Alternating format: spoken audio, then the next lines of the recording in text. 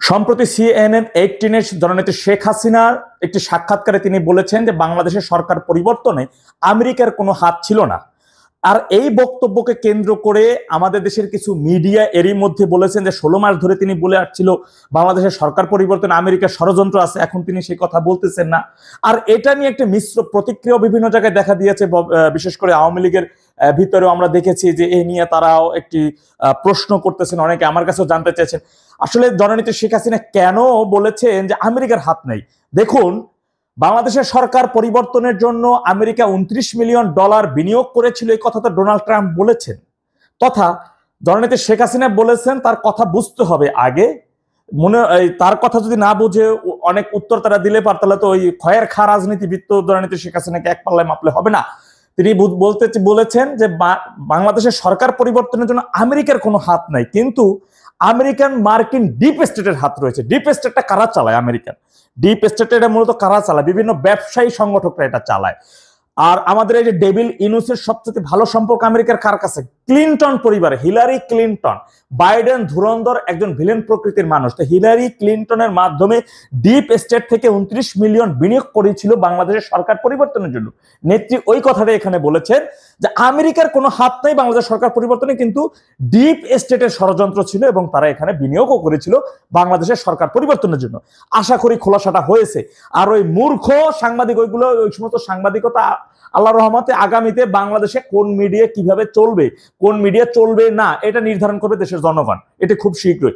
এখন আসি, জানেন যে আগামী দিন আমরা জানি যে এই খয়ের খা আদালত বা ক্যাঙ্গারু এই কোর্টের মাধ্যমে এই তাজুল, যে মানবতা বিরোধী অপরাধী অভিযুক্ত দণ্ডিত আসামিদের পক্ষের আইনজীবী ছিলেন, আর তিনি এখন মানবতা বিরোধী অপরাধের অভিযোগ এনে সাবেক প্রধানমন্ত্রী জননেত্রী শেখ হাসিনার বিরুদ্ধে একটি রায়ের আয়োজন করেছে একটি কোর্ট। এবং তার এটি যে একটা প্রতিশোধমূলক কাজ, এটা আমরা অনেক আগে থেকে জানি এবং অনেক আগে থেকে আমরা বলে আসছি যে এই রায়ের জননেত্রী শেখ হাসিনা, আওয়ামী লীগ সভানেত্রী শেখ হাসিনার বিরুদ্ধে তারা একটি মৃত্যু পরোয়ানা জারি করবে এবং তাকে একটা সাজা আনবে। আর এটার মূল কারণ হচ্ছে তাকে আগামী নির্বাচনে যেন দূরে রাখা যায় এবং সাজাপ্রাপ্ত আসামি নির্বাচনে অংশগ্রহণ করতে পারবে, এটাই মূল কথা।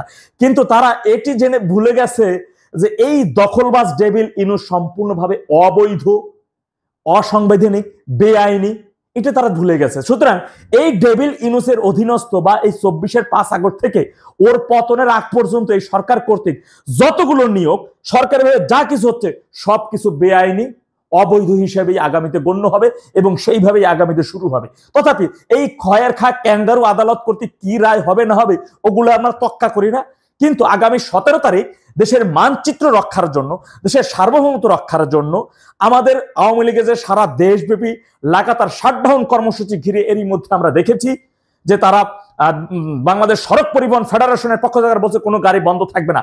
এইবারে সড়ক পরিবহন ফেডারেশনের সভাপতির বাচ্চা, তোর কয়টা গাড়ি রাস্তায় চলে? তোর কয়টা গাড়ি রাস্তায় চলে? তুই কয়টা গাড়ির মালিক? প্রতিদিন চাঁদাবাজির টাকা নেস, তোরই চেয়ারটা দখল করেছিস। ওই চেয়ারে তুই না, ওই চেয়ারের সভাপতি ছিল শাহজাহান খান সাহেব, তিনি এখন জেলে রয়েছেন বন্দী। আর এই সুযোগে তোরা এসে তুই মব সন্ত্রাসী করে তুই চেয়ার দখল করে তুই সভাপতি হয়েছিস। তোর গাড়ি কি পূর্ব? আগামীতে যদি রাস্তায় গাড়ি বের হয়, গাড়ির মালিকদের আমি উদ্দেশ্যে একটি কথা বলবো, যারা পরিবহন মালিকগণেরা রয়েছেন, দেশের রক্ষার জন্য, মানচিত্র সার্বভৌমত্ব রক্ষার জন্য আওয়ামী লীগ সারা দেশে লকডাউন, শাটডাউন ডেকেছে। জননেত্রী শেখ হাসিনার কি রায় হবে সেই রায়কে ঘিরে এই শাটডাউন না, কারণ এই রায় আওয়ামী লীগ অনেক আগেই প্রত্যাখ্যান করেছে, দেশের জনগণ প্রত্যাখ্যান করেছে। দেশের জনগণ, 18 কোটি জনগণ এই রায়কে প্রত্যাখ্যান করে দিয়েছে অনেক আগেই। শেখ হাসিনার বিরুদ্ধে রায় দেওয়া মানে, শেখ হাসিনার বিরুদ্ধে রায় ঘোষণা মানে, শেখ হাসিনার বিরুদ্ধে সাজা দেওয়া মানে দেশের 18 কোটি জনগণকে সাজা দেওয়া, দেশের মানচিত্রকে সাজা দেওয়া, দেশের সার্বভৌমত্বের বিরুদ্ধে গিয়ে দাঁড়ানো, অবস্থান নেওয়া। তথাপি দেশের 18 কোটি জনগণের অধিকারের জন্য, মানচিত্র সার্বভৌমত্ব রক্ষাকারীর জন্য দেশের 358টি শিল্প কলকারখানা বন্ধ হয়ে গেছে, 50 লক্ষের অধিক শ্রমিক বেকার হয়ে গিয়েছে। আগামী ডিসেম্বরের মধ্যে 5 কোটি মানুষ খাদ্য দরিদ্র সীমার নিচে চলে যাবে, 1 কোটি শিশু পুষ্টিহীনতায় ভুগবে। দেশে আজকে এই 16 মাসের ব্যবধানে 15,000-এর অধিক মানুষকে নির্মমভাবে মব সন্ত্রাসীর মাধ্যমে হত্যা করা হয়েছে। তাদের হত্যার বিচার নিশ্চিত করার জন্য, যারা 3267 জন পুলিশকে হত্যা করেছে তাদের হত্যার বিষয় বিচার নিশ্চিত করার জন্য, স্বাধীনতা সার্বভৌমত্বের মতো আজকে যারা পাক বাহিনী পশ্চিম পাকিস্তানের দোসরদের বসিয়ে পূর্ব পাকিস্তানে পরিণত করার জন্য আজকে যারা ষড়যন্ত্র করেছে তাদের রুখে দেওয়ার জন্য আজকের এই লকডাউন, আজকের এই শাটডাউন, আজকের আওয়ামী লীগের এই অবরোধ, আজকে আওয়ামী লীগের এই সংগ্রাম। তথাপি আমি পরিবহন মালিকদের উদ্দেশ্যে একটি কথাই বলবো, পরিবহন বন্ধ রাখুন। আপনি যদি আওয়ামী লীগের ডাকা এই লকডাউনকে, এই শাটডাউনকে প্রত্যাখ্যান করে মনে রাখবেন আপনিও তাহলে দেশদ্রোহীদের একজন হয়ে যাবেন, আপনিও আমেরিকান ডিপ স্টেটের ডলার খাওয়া লোক কর্মী হয়ে যাবেন এবং ডলার খাওয়া ব্যক্তি হয়ে যাবেন। তথাপি দেশ বিরোধী স্বাধীনতা বিরোধীদের কোন স্থান বাংলার মাটিতে হবে না, বাংলার সার্বভৌমত্বের মতো হবে না। বাংলাদেশ থেকে, বাংলাদেশের মানচিত্র থেকে এই স্বাধীনতা বিরোধীদের চিরতরে উৎখাত করে দিয়ে আমরা আমাদের পূর্ণভূমিকে পবিত্র পূর্ণভূমিতে পরিণত করব ইনশাআল্লাহ। আওয়ামী লীগের নেতা কর্মী ভাইদেরকে বলবো, আপনাদেরকে আগামীতে অনেকভাবে বিভ্রান্ত করার চেষ্টা করবে, কিন্তু কেউ লাল বল্টু বা বাট বাহিনীদের কথা শুনে কোন প্রকার বিভ্রান্ত হবেন না, কোন প্রকার বিভ্রান্ত মানে মনে রাখবেন জননেত্রী শেখ হাসিনা যখন যেটা বলেন, যখন যেটা করেন ভেবে চিন্তে করেন। তার থেকে বড় রাজনীতিবিদ হইতে যাবেন না, তার থেকে বড় রাজনীতিবিদ আপনার প্রতিপক্ষ এখন বন্ধ হতে পারে নাই।